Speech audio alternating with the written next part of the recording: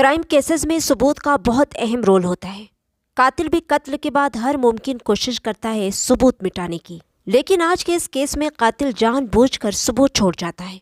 अगर उसने ऐसा न किया होता तो शायद पुलिस कातिल तक कभी नहीं पहुंच पाती।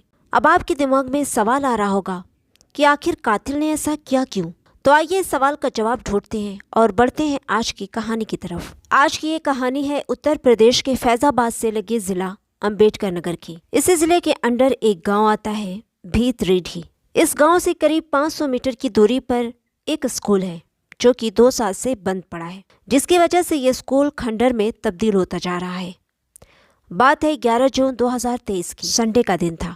उसे स्कूल से करीब 100 मीटर की दूरी पर कुछ लड़के रेस लगा रहे थे। तभी उनकी नज़र स्कूल पर पड़ी तो उन्होंने देखा कि स्कूल से धुआं उठ रहा है।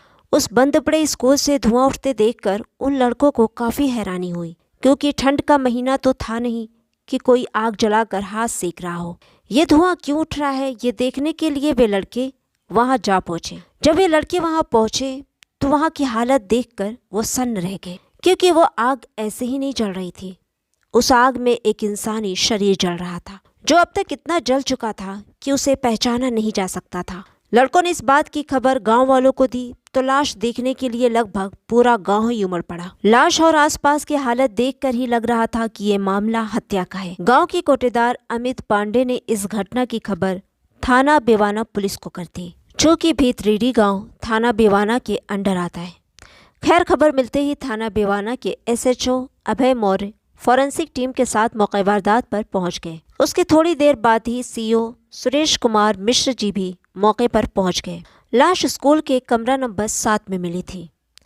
लाश की हालत ऐसी थी कि वो पहचानी नहीं जा सकती थी, इसलिए पुलिस ने आसपास की तलाशी लेनी शुरू की कि शायद कोई सुराग मिल जाए जिससे मरने वाले की पहचान हो सके।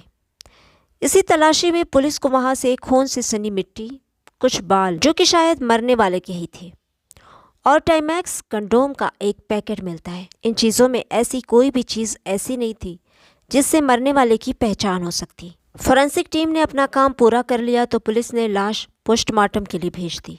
किसी भी कत्ल जैसे मामले की जांच को आगे बढ़ाने के लिए मरने वाले की पहचान जरूरी होती है, इसलिए सबसे पहले थाना बेवाना पुलिस ने मरने वाले की पहचान की कोशिश शुरू कर दी। लाश की फोटो से तो पहचान नामुमकिन थी, इसलिए पुलिस ने सबसे पहले जिला और आसपास के जिलों के सभी थानों से ये पता किया कि कहीं किसी थाने में किसी की गुमशुदगी की रिपोर्ट तो दर्ज नहीं हुई है। लेकिन बीते कुछ दिनों में कहीं भी किसी भी थाने में किसी की भी गुमशुदगी की कोई रिपोर्ट दर्ज नहीं की गई थी। पुलिस को समझ नहीं आ रहा था कि आखिर इस मामले की जांच को कैसे आगे बढ़ाया जाए, क्योंकि उनके पास इस केस से जुड़ा कोई भी सबूत नहीं था सिवाय एक कंडोम के पैकेट के। SP अजीत कुमार को लगता है कि शायद थाना बेवाना पुलिस इस मामले में कुछ नहीं कर पाएगी, तो उन्होंने इस मामले की जांच जिले की SWAT टीम यानी special weapons and tactics team को सौंप दी। कत्ल के इस मामले की जिम्मेदारी मिलते ही SWAT टीम के इंचार्ज वीरेंद्र बहादुर सिंह अपनी टीम के साथ जांच में लग गए। इंचार्ज वीरेंद्र बहादुर सिंह ने लाश के पास से मिले इकलौते सबूत यानी कि कंडोम के पैकेट से जांच की शुरुआत की।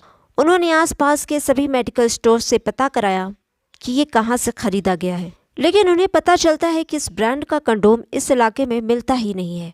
तब उन्होंने टाइमैक्स कंपनी से पता किया कि उनकी कंपनी का कंडोम कहाँ कहाँ बिकता है। कंपनी से पता चला कि उनकी कंपनी के ये कंडोम दिल्ली के आसपास और पश्चिमी उत्तर प्रदेश में ज़्यादा बिकता है।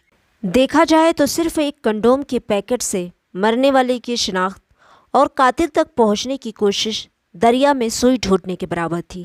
वैसे तो आजकल किसी केस की जांच में मोबाइल नंबर पुलिस की बहुत मदद कर रहा है, लेकिन मोबाइल नंबर तो तब मिलता जब मरने वाले का कोई सुराग मिलता। लेकिन फिर भी वीरेंद्र बहादुर जी ने 10 जून और 11 जून 2018 की भीट रीढ़ी गांव में जितने भी मोबाइल एक्टिव थे सभी की डिटेल्स यानी डंप डाटा निकलवाया। इसमें इतने नंबर थे कि सभी की जांच तो नहीं की जा सकती थी। इसके अलावा ऐसे भी नंबर थे जो आ रहे थे जा रहे थे।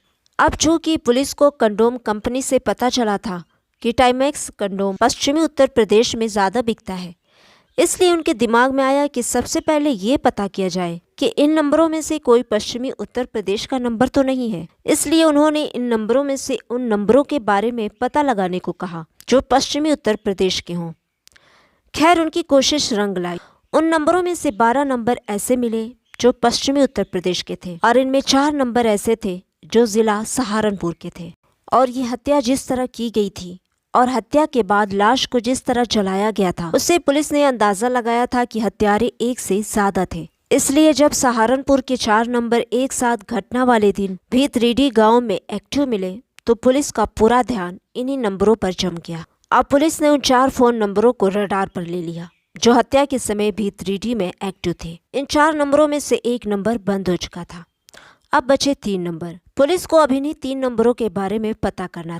पुलिस ने सबसे पहले जिन कंपनियों के सिम थे उन कंपनियों से सभी 4 फोन नंबर के पते निकलवाए तो सबका पता सहारनपुर का ही निकला। पता मिल जाने के बाद वीरेंद्र बहादुर सिंह इन नंबर वालों को गिरफ्तार करने के लिए अपनी टीम के साथ सहारनपुर के लिए रवाना हो गए। सहारनपुर पहुंचकर वीरेंद्र बहादुर की टीम ने लोकल पुलिस की मदद से 3 लोगों को गिरफ्तार कर लिया। गिरफ्तार होने वालों के नाम थे इमरान, फरमान और इरफान।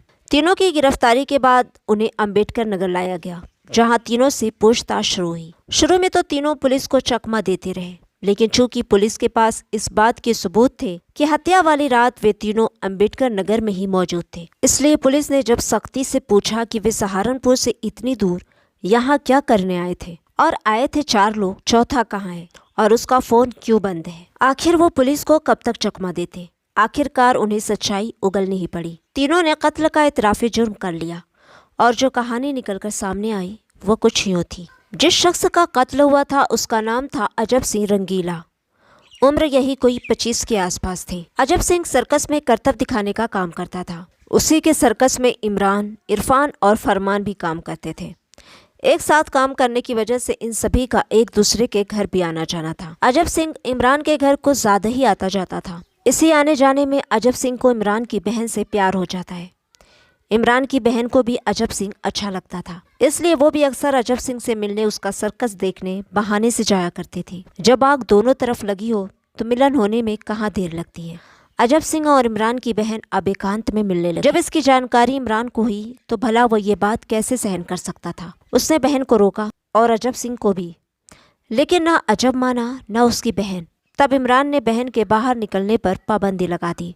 अब वो अजब से मिल तो नहीं पाती थी, लेकिन फोन पर दोनों की बातें लगातार होती रहीं। इधर इमरान को पता था कि अजब सिंह का अफेयर सर्कस में ही काम करने वाली एक लड़की से भी है और वो लड़की कोई और नहीं, सर्कस में ही काम करने वाले और हत्या में शामिल इरफान की बहन थी। इमरान इस बात पर अजब से नाराज था क्योंकि एक तरफ तो वह इरफान की बहन से भी अफेयर चला रहा था, दूसरी ओर उसकी बहन को भी वर्गला रहा था और धोखा भी दे रहा था। और जब इमरान को ये पता चला कि बहन अब भी अजब सिंह से राब्ते में है तो उसका खून खौल उठा। उसने एक बार फिर दोनों को मना किया, लेकिन वे नहीं माने। बहन से कुछ कहता तो वो कहती अजब सिंह उसे फ़ोन करता है तो वो क्या करे। दूसरी तरफ अजब से कुछ कहता तो वो कहता कि अपनी बहन को क्यों नहीं रोकता। इन सब बातों से इमरान परेशान रहने लगा। अब वो सोचने लगा कि अजब का कुछ न कुछ करना पड़ेगा। फिर उसने अपने भाई फरमान और इरफान को इस बात के लिए तैयार कर लिया कि अजब को सबक सिखाना है। सभी ने मिलकर योजना बनाई कि सर्कस के बहाने अजब को आरती के यहाँ अंबेडकर नगर ले जाया जाए। आरती के इन चारों से जान पहचान थी। 10 जून 2023 की सुबह ये सभी लोग सर्कस लगाने के लिए अंबेडकर नगर के भीतरीडी गांव आ गए। ये चारों भीतरीडी गांव में आरती के घर ठहरते हैं। आरती पहले इन लोगों के साथ ही सर्कस में काम करती थी, इसलिए उससे इन सबकी अच्छी जान पहचान थी। खैर पूरा दिन इन लोगों ने आरती के घर आराम किया। खाना खाने से पहले उन्होंने शराब पीने का प्लान बनाया। ये भी उनकी योजना का ही एक हिस्सा था। इमरान बाहर से शराब लाया। उसके बाद सभी ने आपस में सलाह की कि आरती के घर बैठ के पीना ठीक नहीं होगा, इसलिए चलो गांव के बाहर बैठकर पीते हैं। उसके बाद ये लोग गांव के बाहर चल दिए। रास्ते में अजब सिंह बोला कि पास ही एक स्कूल है जो सालों से बंद पड़ा है, वहाँ मेज़ कुर्सी भी है, चलो वहाँ बैठकर आराम से पियेंगे। चूँकि अजब सिंह अक्सर यहाँ आता जाता था, इसलिए उसे स्कूल के बारे में पता था। स्कूल में बैठकर उन्होंने शराब पीनी शुरू की। प्लान के मुताबिक उन्होंने अजब सिंह को खूब शराब पिलाई और खुद कम पी। लेकिन एक बात जो इरफान को नहीं पता थी वो ये थी कि वो नहीं जानता था कि इमरान की प्लानिंग में अजब सिंह की हत्या भी शामिल है।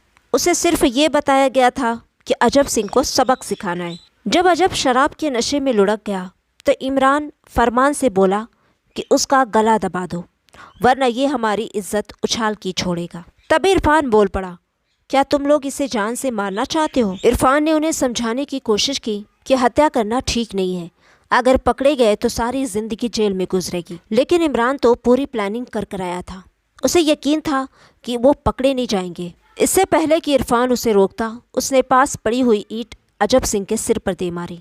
अजब सिंह को ठिकाने लगाने के बाद वे उसे स्कूल के कमरा नंबर 7 में ले गए और जो टूटा फूटा फर्नीचर वहां पड़ा हुआ था उसे जमा करके उस पर अजब सिंह की लाश रखकर आग लगा दी। और पुलिस को लाश के पास जो कंडोम का पैकेट मिला था वो इमरान अपने साथ लाया था पुलिस को गुमराह करने के लिए, और जानबूझकर उसने कंडोम का पैकेट लाश के पास छोड़ा था। उनका सोचना था कि कंडोम का पैकेट देखकर पुलिस यही समझेगी कि अवैध संबंध बनाने के चक्कर में बेचारा मारा गया। इन लोगों की बदकिस्मती देखिए कि जिस कंडोम के पैकेट को ये लोग पुलिस को गुमराह करने के लिए साथ लाए थे, उसी कंडोम ने पुलिस को इन लोगों तक पहुंचा दिया। खैर, हत्या के बाद तीनों आरती के घर गए, खाना खाया और अजब सिंह की बाइक लेकर मऊ चले गए। अजब सिंह की बाइक को उन्होंने एक कबाड़ी के यहाँ 3000 रुपये में गिरवी रख दी और मऊ से लखनऊ होते हुए सहारनपुर लौट गए। पूरी कहानी सुनने के बाद अजीत कुमार जी की मौजूदगी में तीनों आरोपियों पुलिस ने मीडिया के सामने पेश किया। तीनों आरोपियों ने मीडिया के सामने भी अपना जुर्म कबूल किया। इसके बाद पुलिस ने उन्हें अदालत में पेश कर 2 दिन की रिमांड ले ली। रिमांड के दौरान अजब सिंह की वो बाइक मऊ से बरामद कर ली गई जो कातिलों ने कबाड़ी के यहाँ गिरवी रखी थी। रिमांड टाइम खत्म होने के बाद कातिलों को दोबारा अदालत में पेश किया गया, जहां से उन्हें जेल भेज दिया गया। इस केस के बारे में जब आला अफसरों को पता चला कि किस तरह अंबेडकर नगर स्वाट टीम ने कंडोम के एक पैकेट से इस ब्लाइंड मर्डर केस का खुलासा किया है, तो उन्होंने अंबेडकर नगर पुलिस की तारीफ करते हुए कहा कि इस हत्याकांड की केस स्टडी अब यूपी पुलिस मुरादाबाद में मौजूद पुलिस ट्रेनिंग कॉलेज भेजी जाएगी, जहां ट्रेनी अफसर और पुलिस जवान ट्रेनिंग के दौरान इस केस की स्टडी करेंगे। उम्मीद है आज की कहानी आपको पसंद आई होगी। कहानी पर अपनी राय का इजहार क्या करें और कमेंट क्या करें कि आप क्या सुनना पसंद करते हैं। चलें, मिलती हूँ जल्दी एक नई क्राइम स्टोरी के साथ। तब तक के लिए बाय बाय, टेक केयर।